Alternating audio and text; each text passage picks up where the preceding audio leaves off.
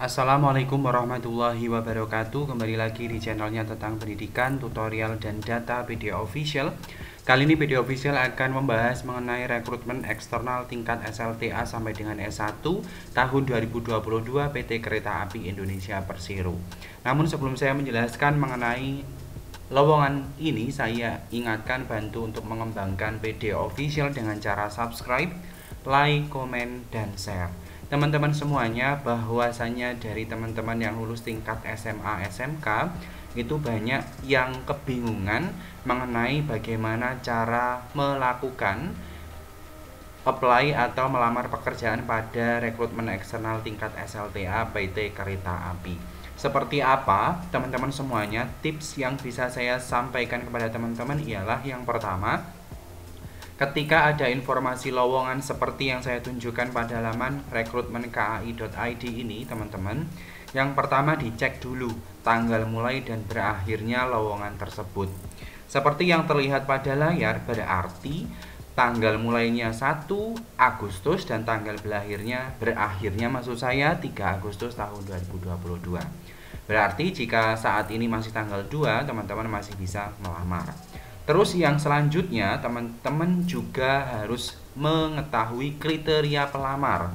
Ya, untuk kriteria pelamar ini silahkan teman-teman lihat dulu sebelum teman-teman melakukan pendaftaran. Apa toh kriteria pelamar? Yang pertama, warga negara Indonesia, yang kedua jenis kelamin pria, yang ketiga sehat jasmani atau rohani, yang keempat memiliki ijazah ataupun SKL. Ya, berarti bagi teman-teman yang belum memiliki ijazah itu bisa menggunakan SKL. Terus yang selanjutnya di sini ada ketentuan bagi pelamar untuk tingkat SLTA baik SMK, MA, SMK atau MAK, yaitu yang pertama, bagi yang lulus tahun 2019 ke bawah, yang digunakan ialah nilai akhir nasional atau nilai ujian akhir nasional atau UAN. Di mana nilai ujian akhir nasional ini silahkan teman-teman cari pada SKHUN teman-teman. Dengan cara silahkan dijumlahkan nilai siswa, setelah dijumlahkan dibagi dengan mata pelajaran. Maka nanti akan diperoleh rata-rata nilai ujian nasional. Ketika teman-teman memperoleh nilai ujian nasional 80,0, maka pada saat pendaftaran ditulis 8,0. Nah, bagi teman-teman yang lulus tahun 2020, 2021, dan 2022, itu yang digunakan ialah nilai akhir sekolah atau nilai ujian sekolah, yaitu minimal 7,0. Ini silahkan dicek pada ijazah teman-teman. Ketika di sana rata-rata ijazahnya 82,0, maka ditulisnya pada lowongan pekerjaan atau pada saat mendaftar 8,20. Terus poin yang ketiga untuk lulusan D3, yaitu ada kriterianya IPK minimal 3, akreditasi jurusan maupun prodi saat lulus yaitu B dari Badan Akreditasi Perguruan Tinggi. Kalau yang lulusan D4 maupun S1 dengan IPK 3,0 dan akreditasi yaitu A pada saat kelulusan berdasarkan BAN PT. Nah, yang pertama kriteria pelamar untuk lulusan ini sudah fix ya teman-teman, sudah jelas, artinya bisa menggunakan ijazah ataupun SKL, silahkan. Terus yang kelima, usia pelamar ini ada ketentuannya juga. Bagi teman-teman yang lulus dari sekolah SMA, maksud saya sekolah lanjutan tingkat atas, SMA, SMK, MAK, itu serendah-rendahnya 18 tahun dan setinggi-tingginya 25 tahun. Untuk yang B tingkat D3 serendah-rendahnya 20 tahun dan setinggi-tingginya 27 tahun. Tingkat pendidikan D4 maupun S1 serendahnya 21 dan setinggi-tingginya 30. Poin yang keenam, memiliki tinggi badan minimal 160 dan berat badan ideal. Berkelakuan baik, tidak bertato dan tidak pernah menggunakan narkoba, tidak dihukum penjara, tidak pernah diberhentikan, tidak memiliki hubungan perkawinan dengan pekerja perusahaan PT KAI, bersedia mengikuti seleksi rekrutmen dan lulus dalam seleksi calon pekerja baru yang diselenggarakan oleh panitia rekrutmen PT KAI Persero tahun 2022. Nah, ini untuk kriteria pelamarnya sudah saya jelaskan di sini ya, teman-teman. Jadi nanti tidak bingung. Artinya kalau di sana nanti diminta untuk menunjukkan ijazah, maka ditunjukkan ijazah. Jika teman-teman diminta untuk menunjukkan transkrip nilai bagi yang lulusan SMA, untuk yang lulus tahun 2019 ke bawah berarti lampirkan SKH UN. Kalau teman-teman yang lulus tahun 2020, 2021, 2022, maka lampirkan bagian belakang ijazah karena yang digunakan nilai akhir sekolah. Terus yang selanjutnya teman-teman di sini juga ada ketentuan pelamar khusus ya. Ada prioritas penempatan untuk kebutuhan pekerja di wilayah Sumatera bagian selatan. Ini ada. Terus ada persyaratan umum lamaran ya. Bagi yang ini tidak saya jelaskan, saya langsung jelaskan ke persyaratan umum lamaran. Bahwasannya yang pertama ada pas foto terbaru, ijazah ataupun SKL yang belum punya ijazah dari SLTA D3, D4, S1 atau legalisir ijazah. Ini yang asli ya.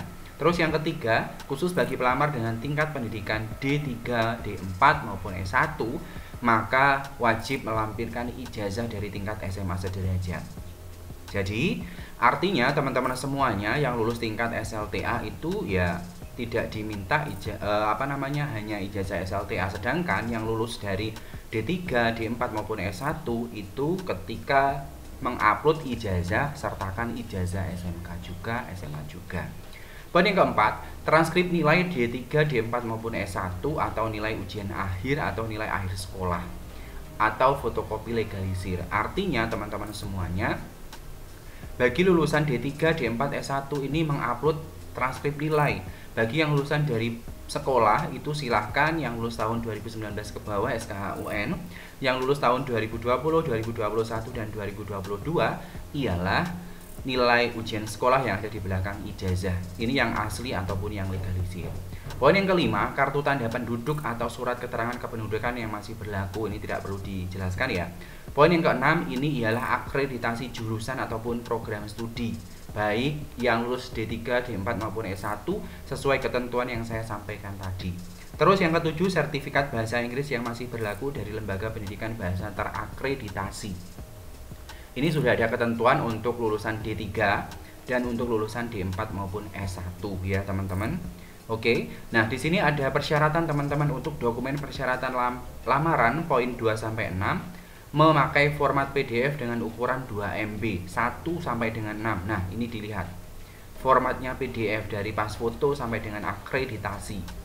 Ya, formatnya PDF maksimal 2 MB atau 2000 KB. Terus, pas foto terbaru menggunakan JPG atau JPEG dengan ukuran maksimal juga 2 MB. Ya, silahkan teman-teman. Poin yang pertama ini menggunakan JPEG atau JPG maksimal 2 MB. Poin kedua sampai 6 ini menggunakan PDF dengan maksimal 2 MB juga. Nah, di sini ada penjelasan mengenai tahapan seleksi dari mulai seleksi administrasi sampai kesehatan akhir. Nanti silahkan cek pada bagian pengumuman ya. Nanti akan ada informasi atau pada akun teman-teman. Untuk prosedur registrasi tidak perlu saya jelaskan karena teman-teman sudah melihat di video saya mungkin ya. Jadi pada intinya untuk prosedurnya tidak saya jelaskan, nanti saya sertakan linknya. Nah, mengenai formasi teman-teman, ini sudah ada ya, sudah dipetakan. Formasinya apa saja ya yang masuk di rekrutmen eksternal tingkat SLTA sampai dengan S1. Dijelaskan yang pertama, kalau SLTA nanti akan masuk ke operasional dan pemeliharaan sarana dan prasarana. Yang dicari jenis kelaminnya pria, pendidikan SLTA, jurusan yang boleh mendaftar ini. Ya. Terus untuk syarat dokumen ada KTP, ijazah SLTA dan transkrip UN ataupun UAN SLTA atau ujian sekolah. Kalau yang D3 ini akan diprioritaskan ke operasional dan pemeliharaan sarana prasarana. Yang boleh mendaftar ialah jenis kelamin pria, pendidikan D3 dan jurusannya ada di sini. Ketentuannya sudah ada di sini juga teman-teman. Ya, ini ada ijazah D3, ijazah SLTA dan diminta untuk menyertakan sertifikat TOEFL dan transkrip nilai D3. Terus yang D4 maupun S1 di sini ialah jenis kelamin pria akan dimasukkan ke operasional dan pemeliharaan sarana prasarana. Jurusan yang boleh mendaftar ini yang dicari dan ketentuannya juga sudah ada ini ya. Jadi dari sini teman-teman, harapan saya bisa memahami informasi lowongan ya. Ketika ada informasi lowongan, ingat teman-teman, dibaca dulu dengan lengkap. Ketika sudah dibaca, baru teman-teman melakukan registrasi atau melamar online-nya. Jadi seperti itu ya teman-teman penjelasan yang saya sampaikan mengenai rekrutmen eksternal tingkat SLTA penerimaan besar-besaran dari PT Kereta Api Indonesia per 1 Agustus sampai dengan 3 Agustus tahun 2022. Terima kasih atas perhatiannya. Sebelum saya tutup, saya ingatkan jangan lupa tinggalkan komentar pada video ini, subscribe, like, komen, dan share PD Official, channelnya tentang pendidikan, tutorial, dan data. Salam data, salam literasi. Saya tutup. Wassalamualaikum warahmatullahi wabarakatuh.